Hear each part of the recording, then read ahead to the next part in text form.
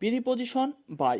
পৃথিবীর যত যানবাহন আছে তার পূর্বে আমরা বাই ব্যবহার করি, আর এর অর্থ হয় দ্বারা বা দিয়ে। যেমন বাই কার, গাড়ি দিয়ে বা গাড়ির দ্বারা। বাই বাইক, বাইকের দ্বারা। কিন্তু এখানে যদি আপনারা দেখেন, এই যানবাহনের পূর্বে আমরা অন এবং ইন বসিয়েছি। একটু আগে যেহেতু আমি বলেছি সকল যানবাহনের পূর্বে বাই বসবে, তাহলে আবার আমি কেন অন এবং ইন এই যানবাহনের পূর্বে বসালাম? এর একটা কারণ আছে। কারণটি হলো, যখন কোনো যানবাহনের পূর্বে ডিটারমিনার থাকবে, যেমন দেখেন এইখানে বাইক এর পূর্বে অন বসালো, মাঝখানে রয়েছে মাই, যেটা হলো একটা ডিটারমিনার, যার কারণে আমরা এখানে বাই না বসিয়ে অন বসিয়েছি।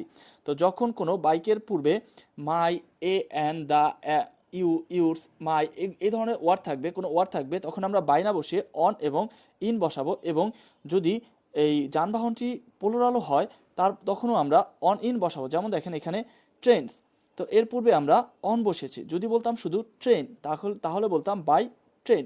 এখন কথা হলো, কখন অন বসবে আর কখন ইন বসবে। তো লক্ষ্য করেন, ইন আমরা তখনই বসাই যখন কোনো একটা জিনিস আবদ্ধ থাকে। তো এখানে দেখেন, আর in a taxi, in a car. তো ইন এ কার, কার কিন্তু একটা আবদ্ধ জায়গা, আর যেটার মধ্যে আমরা হাঁটাচলা করতে পারি না। আর কার একটি পার্সোনাল গাড়ি, পার্সোনালের ক্ষেত্রে আমরা ইন বসাবো। আর যেটি আবদ্ধ আছে আবার সাথে, ভিতরে হাঁটাচলা করা যায় না, এমন ক্ষেত্রে আমরা ইন বসাই। কিন্তু যদি দেখেন অন দ্য বাস, তো বাস হলো এমন একটি যানবাহন যার মধ্যে আমরা হাঁটাচলা করতে পারি, যার কারণে এখানে ব্যবহার করা হয়েছে অন। আর অন মানে উপরে।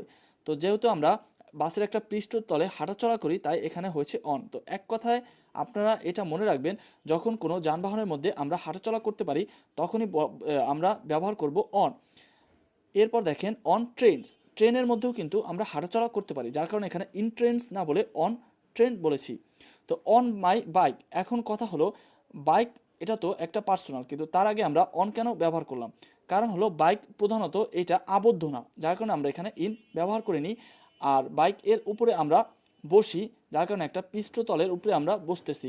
তো এই কারণে অন মাই বাইক।